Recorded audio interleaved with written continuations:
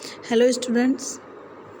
Last class में हमने soil की या मृदा की कुछ प्रॉपर्टीज़ के बारे में देखा था, जैसे कि void ratio, porosity, degree of saturation, इन सब चीज़ों के बारे में हमने देखा था। वाटर कंटेंट के बारे में हमने देखा था। आज हम देखेंगे यूनिट वेट और डेंसिटी। तो अगर हम यूनिट वेट की बात करें तो यूनिट वेट का फॉर्मूला क्या होता है? यूनिट वेट ऑफ वाटर क्या होता है? यूनिट वेट को हम गामा से शो करते हैं। गामा डब्ल्यू मीन्स वाटर को बता रहा है, तो unit weight of water is equal to होता है weight of water upon volume of water. देखो गामा होता है unit weight, gamma is equal to होता है वेट अपॉन वॉल्यूम। अगर यूनिट वेट ऑफ वाटर पूछेगा तो यहाँ पे स्मॉल डब्ल्यू आ जाएगा। Unit weight of water is equal to क्या हो जाएगा? Weight of water upon volume of water. मतलब जो वाटर का जो वेट है और वाटर का जो वॉल्यूम है, दोनों के अनुपात को हम यूनिट वेट ऑफ वाटर कहते हैं। ठीक है। और इसी तरीके से अगर हम यूनिट वेट ऑफ सॉइल करेंगे तो फॉर्मूला क्या होता है? यूनिट वेट का गामा इज इक्वल टू होता है वेट अपॉन वॉल्यूम। तो अगर सॉइल का निकालना है, सॉइल मतलब जो सॉइल का जो सॉलिड पार्टिकल होते हैं, मिट्टी के जो कण होते हैं उनका निकालना है, मृदा के कणों का निकालना है, ठोस कणों का, तो यहाँ पे क्या हो जाएगा? Gamma S means unit weight of soil solid, या यूनिट वेट ऑफ सॉलिड भी बोल सकते हैं। तो उसका क्या हो जाएगा? Weight of solid upon volume of solid.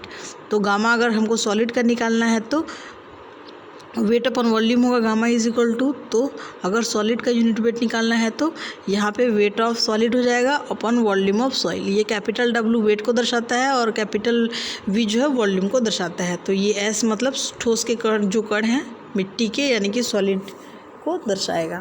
ठीक है। तो इस तरीके से हम देख सकते हैं यहाँ पे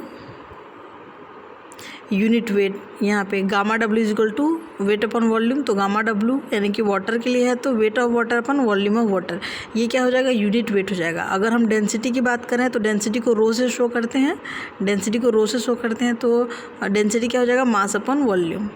यूनिट वेट की बात करते हैं तो वेट अपन वॉल्यूम हो जाता है गामा इज इक्वल टू, और डेंसिटी की बात करते हैं तो डेंसिटी को रो से शो करते हैं, रो क्या हो जाता है? मास अपन वॉल्यूम। तो mass of water upon volume of water करेंगे तो डेंसिटी वाटर की मिल जाएगी। उसी तरीके से अगर हमको सॉइल का निकालना है तो सॉइल का डेंसिटी निकालना है तो यहाँ पे सॉइल में जो सॉलिड पार्टिकल होते हैं उनका निकालना है तो रो एस कर देंगे।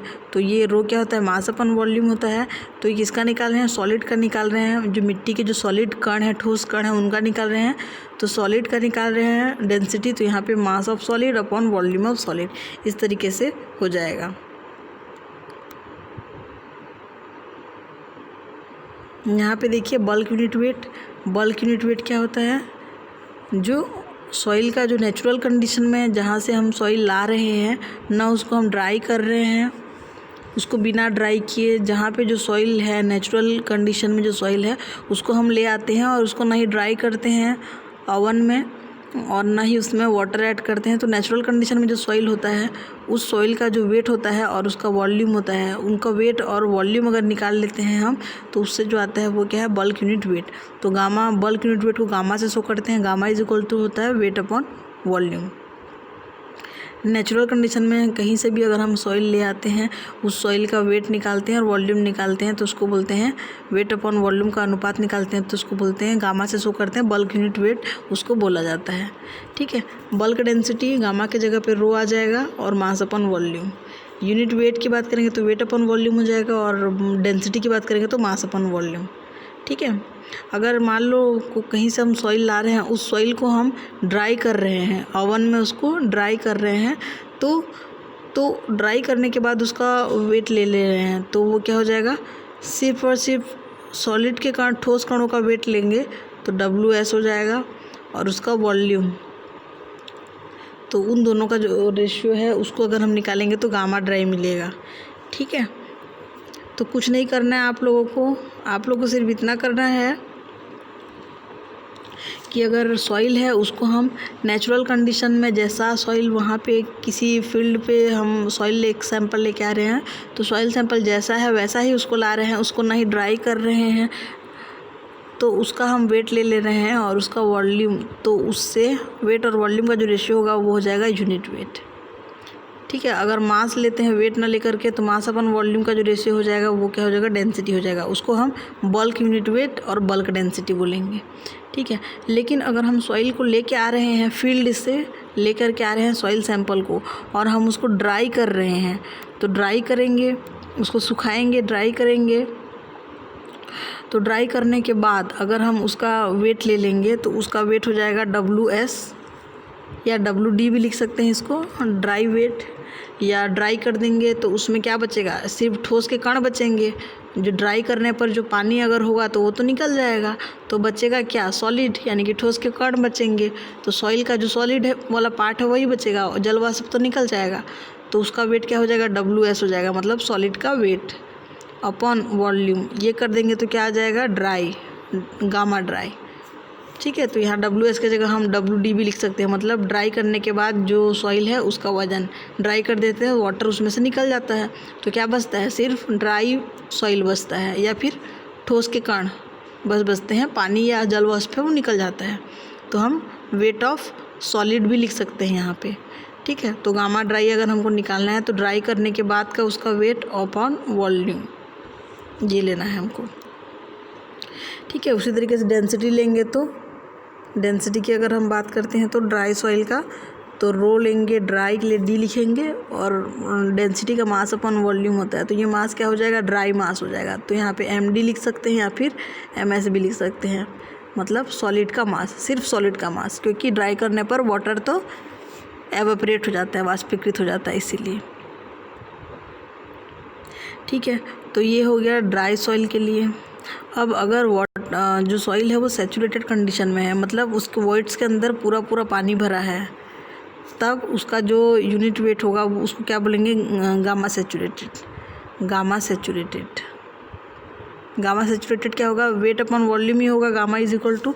तो अगर हम सॉइल सैंपल किसी फील्ड से ला रहे हैं तो उस सॉइल सैंपल के वॉइड्स में पानी भरा हुआ है, ठीक है, पानी भरा हुआ है, तो पानी के कारण उसका थोड़ा सा वज़न ज़्यादा होगा, तो क्या हो जाएगा, उसको बोलते हैं सैचुरेटेड वेट।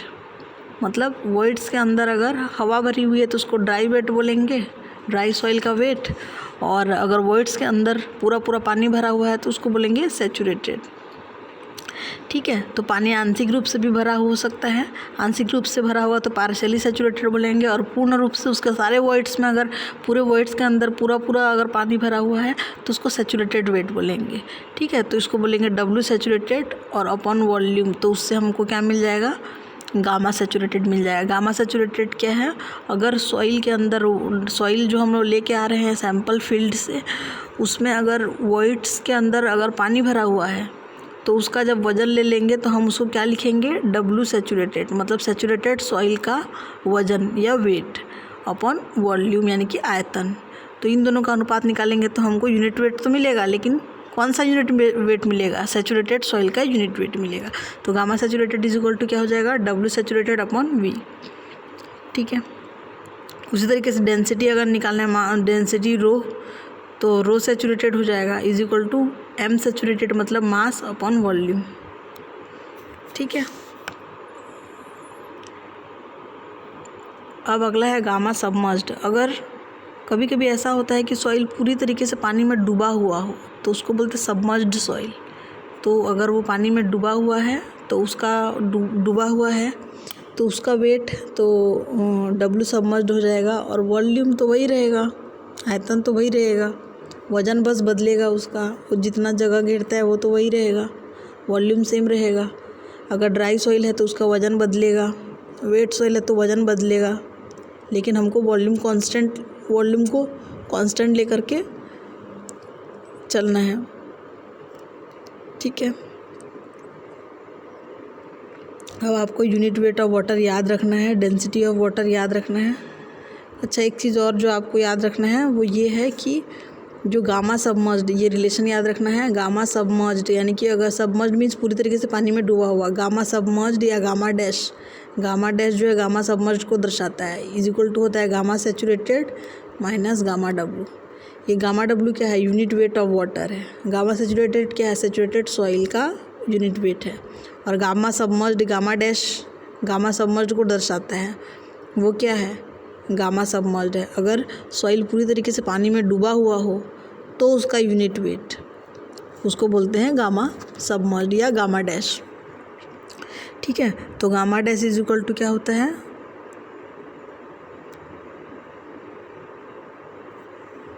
गामा डैश या gamma submerged is equal to होता है gamma saturated minus gamma W. ये दोनों का अंतर होता है क्या, किसके बराबर, गामा सबमर्ज्ड के बराबर। गामा सबमर्ज्ड क्या है, यूनिट वेट है किसका, सबमर्ज्ड सॉइल का। अगर सॉइल पानी में डूबी हुई हो तो उसका अगर हम यूनिट वेट निकालेंगे तो वो क्या हो जाएगा, गामा सबमर्ज्ड, या गामा डैश से भी शो करते हैं उसको।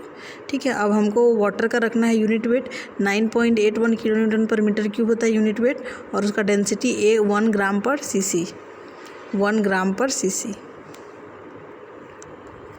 1 ग्राम पर सेंटीमीटर क्यूब। ये क्या हो जाता है, डेंसिटी ऑफ वाटर, और ये 9.81 किलो न्यूटन पर मीटर क्यूब।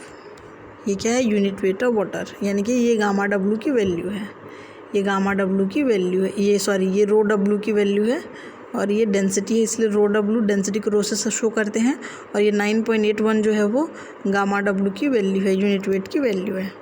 ठीक है, अब नेक्स्ट देखते हैं स्पेसिफिक ग्रेविटी। स्पेसिफिक ग्रेविटी को जी से शो करते हैं। स्पेसिफिक ग्रेविटी क्या होता है,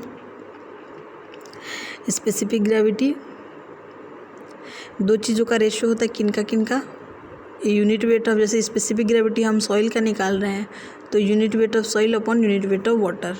अगर हम सॉइल का स्पेसिफिक ग्रेविटी निकालते हैं, सॉइल के स्पेसिफिक ग्रेविटी कैपिटल जी से शो करते हैं। अगर स्पेसिफिक ग्रेविटी दो चीज़ों का रेशियो होता है, किनका, एक unit weight of soil upon unit weight of water. ठीक है, अगर हम ये क्या होता है, अगर हम इसको डेंसिटी से भी बता सकते हैं, specific gravity is equal to density of soil upon density of water. ठीक है, तो स्पेसिफिक ग्रेविटी अगर हमको निकालना है तो यूनिट वेट ऑफ, जैसे सॉलिड का निकालना है स्पेसिफिक ग्रेविटी, तो unit weight of solid upon unit weight of water. तो ये स्पेसिफिक ग्रेविटी की वैल्यू दी हुई है सैंड के लिए। ठीक है, सैंड, सिल्ट, क्ले ये सब मृदा के अंतर्गत ही आते हैं, सॉइल के अंतर्गत ही आते हैं। स्पेसिफिक ग्रेविटी का रेंज दिया है सैंड के लिए 2.64 से लेकर के 2.67 के बीच होता है। क्ले के लिए 2.70 से लेकर के 2.80 तक होता है। ठीक है,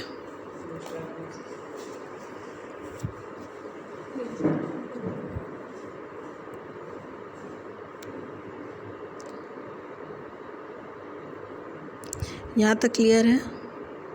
ठीक है, ये आपको प्रैक्टिस करते रहना है, ये सारे फॉर्मूले, सारे डेफिनेशन आपको याद करना है। ये 2 मार्क्स के लिए क्वेश्चन में एग्ज़ाम में पूछ सकते हैं। Okay, thank you.